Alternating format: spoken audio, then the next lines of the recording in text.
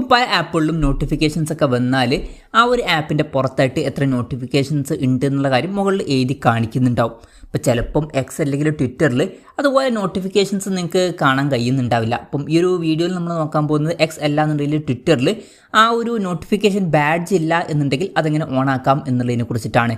അതിന് വേണ്ടിയിട്ട് X application open ചെയ്യുക. എക്സ് ആപ്ലിക്കേഷൻ ഓപ്പൺ ചെയ്യുകയാണെന്നുണ്ടെങ്കിൽ നിങ്ങൾക്ക് മുകളിൽ പ്രൊഫൈൽ ഫോട്ടോ കാണാൻ പറ്റും, അതിൽ ക്ലിക്ക് ചെയ്യുക. അതിൽ ക്ലിക്ക് ചെയ്താൽ സെറ്റിംഗ്സ് ആൻഡ് സപ്പോർട്ട് എന്നുള്ള ഓപ്ഷൻ കാണാൻ പറ്റും, അതിൽ ക്ലിക്ക് ചെയ്യുക. അതിൽ ക്ലിക്ക് ചെയ്താൽ സെറ്റിംഗ്സ് ആൻഡ് പ്രൈവസി എന്നുള്ള ഓപ്ഷൻ കാണാൻ പറ്റും, അതിൽ ക്ലിക്ക് ചെയ്യുക. അതിൽ ക്ലിക്ക് ചെയ്താൽ നോട്ടിഫിക്കേഷൻസ് എന്നുള്ള ഓപ്ഷൻ കാണാൻ പറ്റും, അതിൽ ക്ലിക്ക് ചെയ്യുക. ക്ലിക്ക് ചെയ്താൽ പ്രിഫറൻസസ് എന്നുള്ള ഓപ്ഷൻ കാണാൻ പറ്റും, അതിൽ ക്ലിക്ക് ചെയ്യുക.